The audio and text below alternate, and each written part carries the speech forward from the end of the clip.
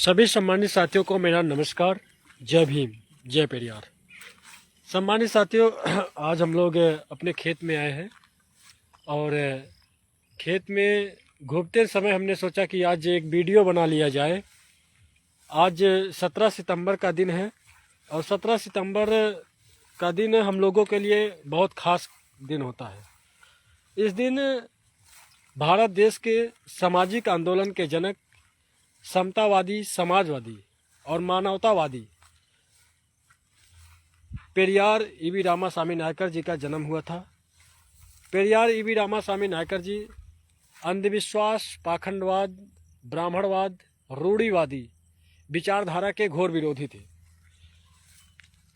वे समानता की बात करते थे, न्याय की बात करते थे।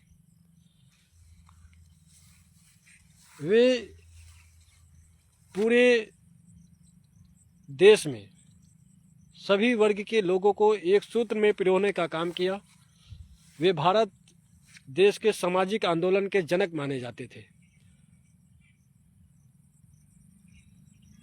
आप तमाम साथियों को मैं बता देना चाहता हूं कि जब इस देश में ब्राह्मणवाद बहुत हावी था तो उस समय पेरियार ईवी रामासामी नायकर जी अकेले दक्षिण भारत में लड़ने का काम करते थे।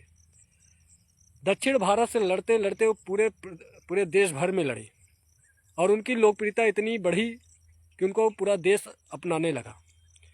आज भी तमिलनाडु या दक्षिण भारत में उनके नाम पे सरकार बनती और बिगड़ती है। पेरियार ईवी रामासामी नायकर गडरिया जाति से थे। पेरियार साहब इस देश में जब अंधविश्वास, पाखंडवाद जब चरम सीमा पर था, भारत देश में अनेक प्रकार की टेक्नोलॉजियाँ थी जो इस देश में पाखंडवाद को बिल्कुल बढ़ावा देती थी।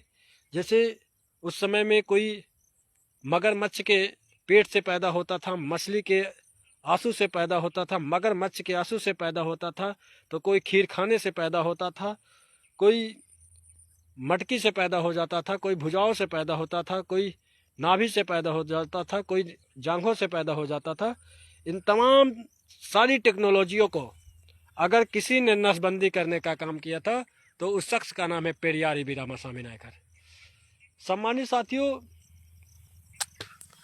पेरियार ईवी रामासामी नायकर जी ने मद्रास हाईकोर्ट में याचिका के माध्यम से 15 सवाल पूछने का काम किया। बोले आप लोग यूट्यूब और गूगल के माध्यम से सर्च कर सकते हैं, उनके 15 सवाल थे। तो जवाब किसी ने नहीं दिया।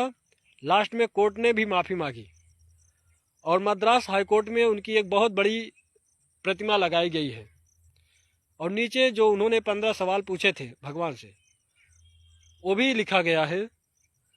उन्होंने राम और रामायण को दोनों को काल्पनिक मनवा दिया। तो ऐसे समाज सुधारक थे हमारे समाज में पेरियार ईवी रामासामी नायकर जी। जो हमारे गडरिया समाज के लोग अपना गौरवशाली इतिहास नहीं जानते थे। जो कौम अपना इतिहास नहीं जानती है वह कौम कभी क्रांति नहीं ला पाती है और साथ ही साथ उस कौम के सर पे कभी सरताज नहीं होता है।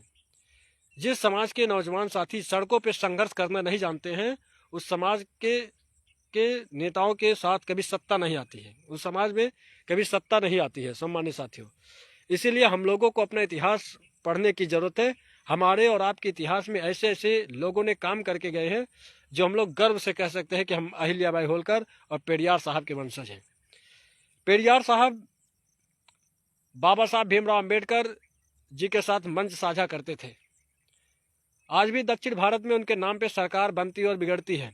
M.K. स्टालिन तमिलनाडु में है, उन्हीं के नाम से सरकार बनाते हैं। हम लोग चाहते हैं कि हमारे समाज के लोग अपने महापुरुषों को पढ़े। 17 सितंबर 1879 को उनका जन्म हुआ था। सम्मानित साथियों, जब हम अपने लोगों को अपने इतिहास के पूर्वजों के बारे में पढ़ेंगे, अपने समाज के महापुरुषों के बारे में पढ़ेंगे, तब हम लोग अपने बच्चों को और आने वाले जो भविष्य होंगे उनको बताएंगे।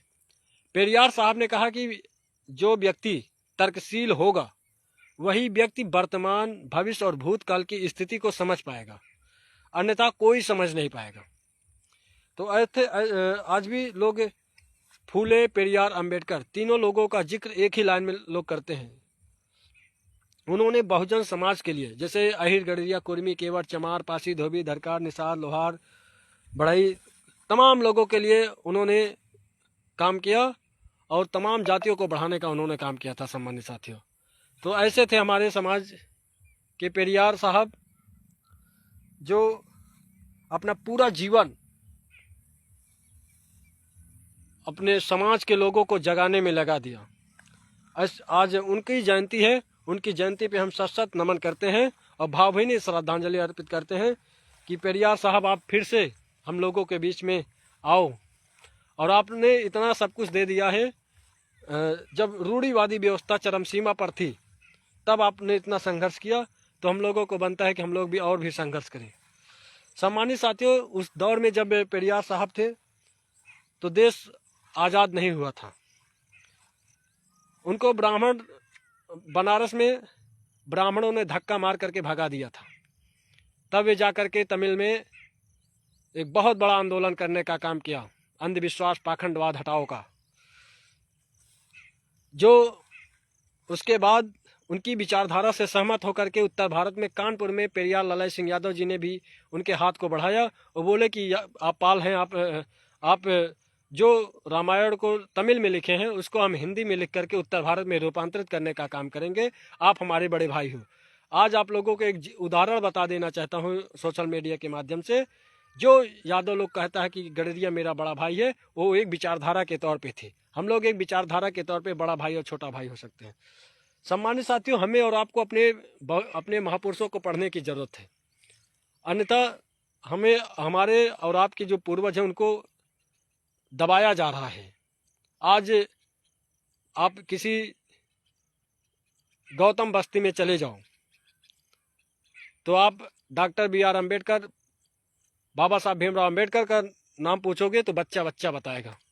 लेकिन आप गडरिया समाज में कहीं चले जाओ तो आप माता अहिल्याबाई होलकर का नाम पूछोगे तो अगर 50 आदमी होंगे मुश्किल से 5 आदमी जानते होंगे अहिल्याबाई होलकर कौन है। पेरियार बी रामास्वामी नायकर का नाम 50 लोगों से पूछोगे तो 1-2 लोग बताएंगे नहीं भाई हम जानते, बाकी लोग नहीं जानते। जो कौम अपने इतिहास नहीं जानती है वह कौम कभी क्रांति नहीं ला पाएगी। इसीलिए हम लोग चाहते हैं कि हमारे समाज के लोग अपने समाज के महापुरुषों के बारे में पढ़ाएं और उनकी विचारधारा पे चलने का काम करें। सम्मानित साथियों, हमारी वीडियो यदि आप लोगों को अच्छी लगे तो आप लोग लाइक, शेयर और कमेंट जरूर करिएगा और इसको हमको फॉलो भी करिएगा। हम फेसबुक के माध्यम से आप लोगों से जुड़ रहे हैं और हमारा चैनल जल्द ही मोनेटाइज होने वाला है। सम्मानित साथियों, आप लोग मदद जरूर करिएगा। आप सभी को पुनः जय भीम, जय पेरियार।